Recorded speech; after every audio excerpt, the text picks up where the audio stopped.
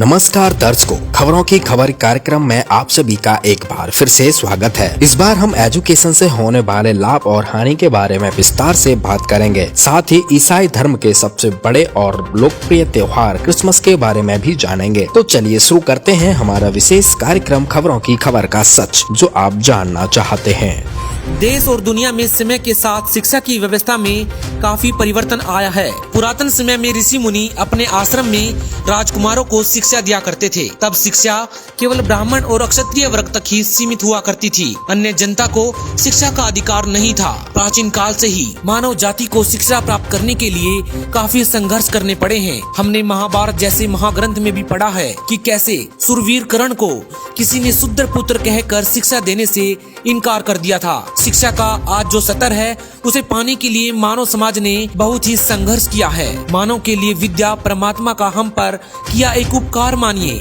और अब इसे प्राप्त करना मानव जाति का मौलिक अधिकार भी बन गया है। 1947 में जब देश आजाद हुआ, उसके बाद से देश में मानव शिक्षा की क्रांति शुरू हो गई थी। पहले तो केवल मुट्ठी भर लोगों को ही शिक्षा नसीब होती थी, लेकिन अब तो देश के बच्चे बच्चे को अक्सर ज्ञान प्राप्त हो गया है। शिक्षा के इस विकसित दौर में युवा 20 से 25 साल तक पढ़ाई करने लगे हैं। लोगों के लिए रोजी रोटी पालन पोषण का एक मूल आधार बन गई है शिक्षा। शिक्षा केवल आज पेट भरने और जरूरत पूरी करने का सहारा नहीं, बल्कि एक अच्छी पढ़ाई जो कर लेता है उससे ये उम्मीद की जाती है कि उसका भविष्य संवर गया, और जो अनपढ़ रह जाता है या कम पढ़ लिख पाता है उसकी तो मानो नैया ही डूब गई, यानी कि उसका भविष्य अंधकार में हो गया। आइए अब हम भारत में शिक्षा के इतिहास पर एक नजर डालते हैं। प्राचीन भारत में जिस शिक्षा व्यवस्था का निर्माण किया गया था वह समकालीन विश्व की शिक्षा व्यवस्था की उत्कृष्ट थी, लेकिन कालांतर में भारतीय शिक्षा व्यवस्था का ह्रास हुआ है। विदेशियों ने यहाँ की शिक्षा व्यवस्था को उस अनुपात में विकसित नहीं होने दिया जिस अनुपात में होनी चाहिए थी। ब्रिटिश हुकूमत के समय भारतीय शिक्षा को कई चुनौतियों व समस्याओं का सामना करना पड़ा। भारत में सन 1850 तक गुरुकुल की प्रथा चलती आ रही थी, परंतु मकोले द्वारा अंग्रेजी शिक्षा के फैलाव के कारण भारत की प्राचीन शिक्षा व्यवस्था का अंत हुआ और भारत में कई गुरुकुल बंद हुए और उनके बाद उनके स्थान पर कॉन्वेंट और पब्लिक स्कूल खोले गए। भारत की प्राचीन शिक्षा आध्यात्मिकता पर आधारित थी। शिक्षा मुक्ति एवं आत्मबोध के साधन के रूप में थी। यह केवल व्यक्ति के लिए नहीं बल्कि पूरे समाज के कल्याण के लिए थी। भारत की वैश्विक एवं सांस्कृतिक परंपरा विश्व इतिहास में प्राचीनतम है। वैदिक युग से लेकर अब तक भारतवासियों के लिए शिक्षा का अभिप्राय ये रहा है कि शिक्षा प्रकाश का स्रोत है तथा जीवन के विभिन्न कार्यों में यह हमारा मार्गदर्शन करती है। अब तो शिक्षा ने एक अलग ही रूप धारण कर लिया है, जिस कारण से मानवता का ह्रास होता चला जा रहा है। जिस शिक्षा का मूल अध्यात्म हुआ करता था उसकी जगह अब विज्ञान ने ले ली। परमात्मा के गुणों व महिमा की प्रशंसा की बजाय बड़े बड़े वैज्ञानिकों के नए नए आविष्कारों की वाहवाही होने लगी।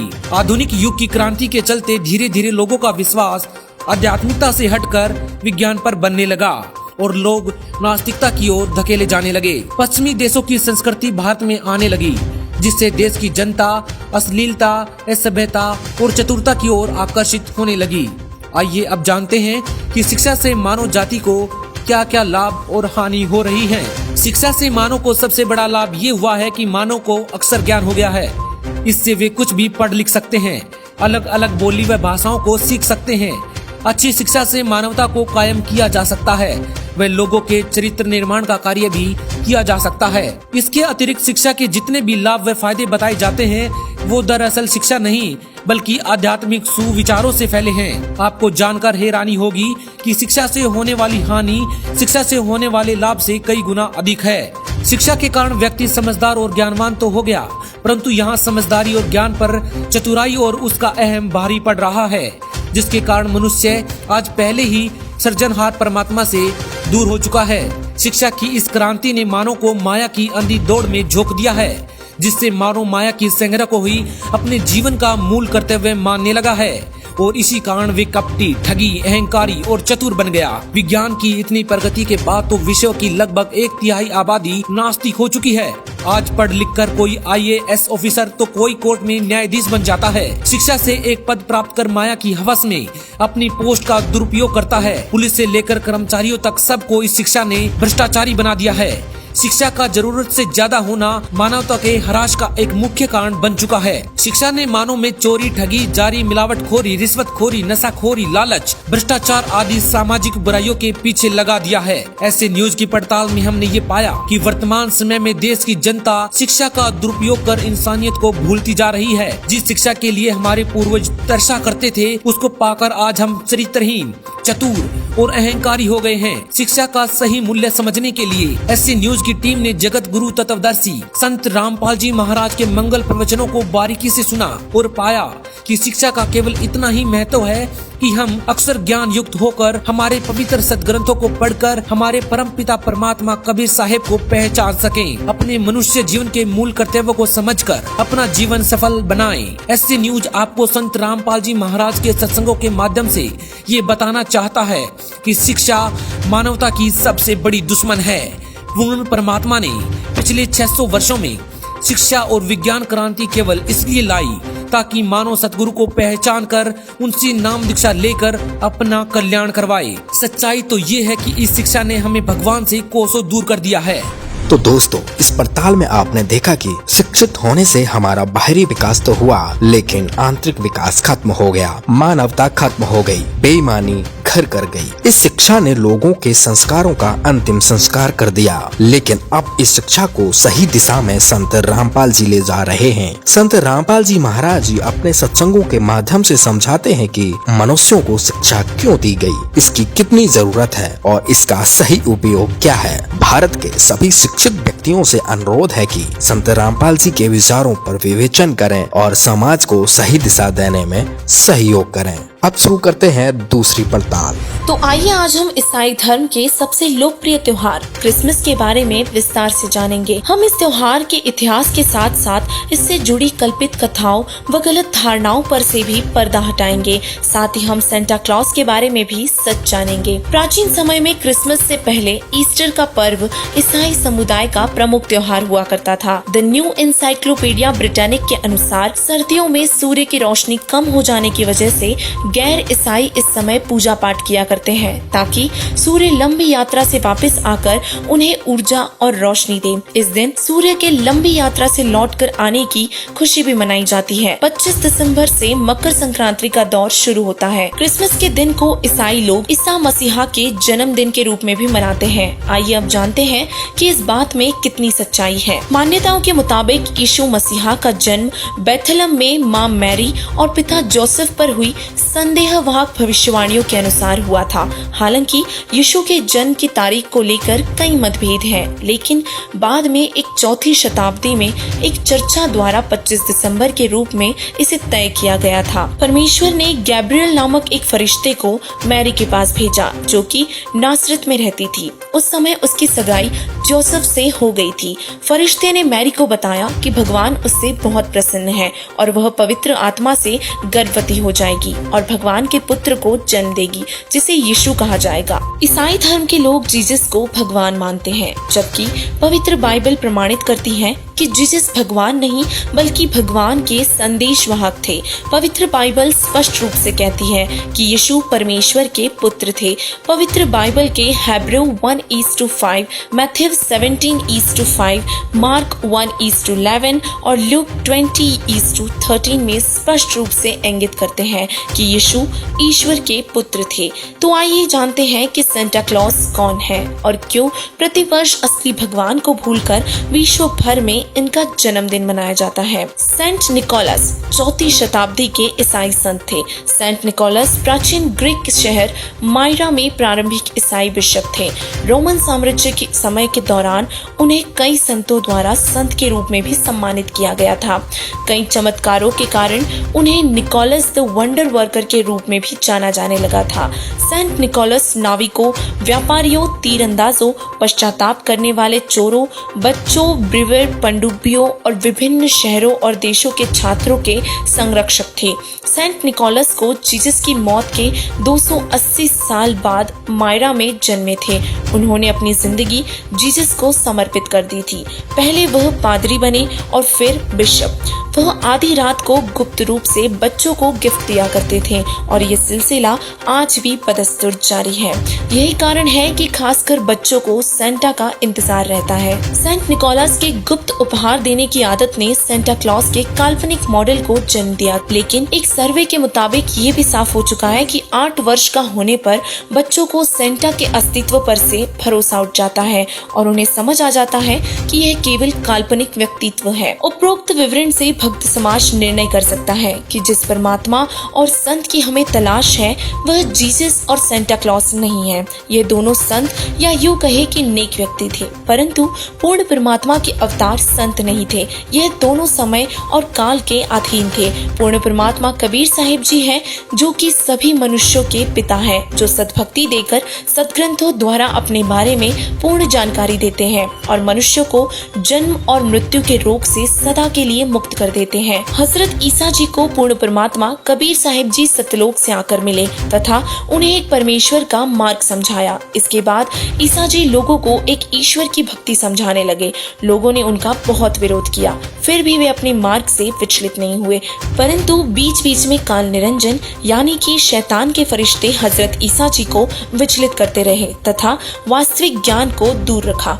हजरत यीशु के जीवन काल में उन्होंने जो भी चमत्कार किए वे पहले से ही निर्धारित थे। इन 21 ब्रह्मांड के मालिक ज्योति निरंजन काल, जिसे ईसाई यहोवा और मुसलमान शैतान कहते हैं, उसने यीशु को निर्धारित करके ही भेजा था और यह प्रमाण पवित्र बाइबल में है कि एक व्यक्ति जन्म से अंधा था। वह हजरत यीशु मसीहा के पास आया और हजरत जी के आशीर्वाद से उस व्यक्ति की आंखें ठीक हो गई। शिष्यों ने पूछा, हे मसीहा जी, इस व्यक्ति ने या इसके माता पिता ने कौन से ऐसे पाप किए थे जिस कारण से यह अंधा हुआ तथा माता पिता को अंधा पुत्र प्राप्त हुआ? यीशु जी ने कहा कि इसका कोई पाप नहीं है जिसके कारण यह अंधा हुआ तथा न ही इसके माता पिता का कोई पाप है जिस कारण उन्हें अंधा पुत्र प्राप्त हुआ। यह तो इसलिए हुआ है कि प्रभु की महिमा प्रकट करनी है।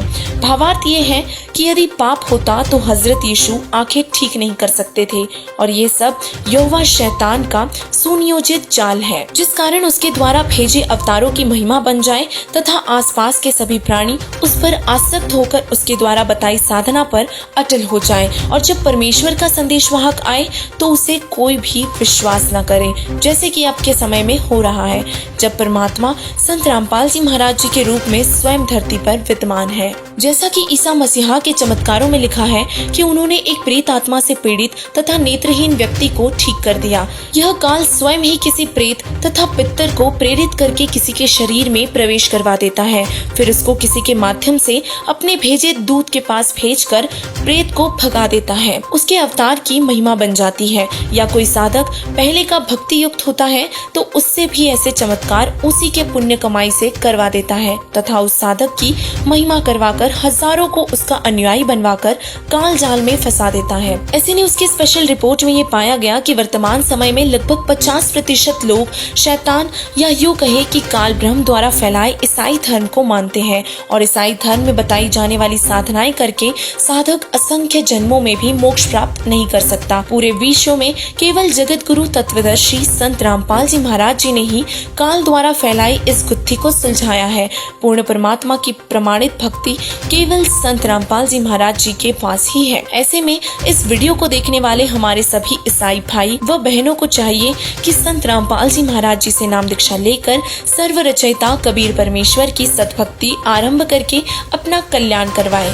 दर्शकों, दूसरी पड़ताल में हमने ईसा मसीह के बारे में विस्तार से जानकारी ली। संत रामपाल जी महाराज जी द्वारा बताई गई इस अद्भुत जानकारी को हमने आपके साथ शेयर किया। अब शुरू करते हैं स्पेशल वीकली बुलेटिन।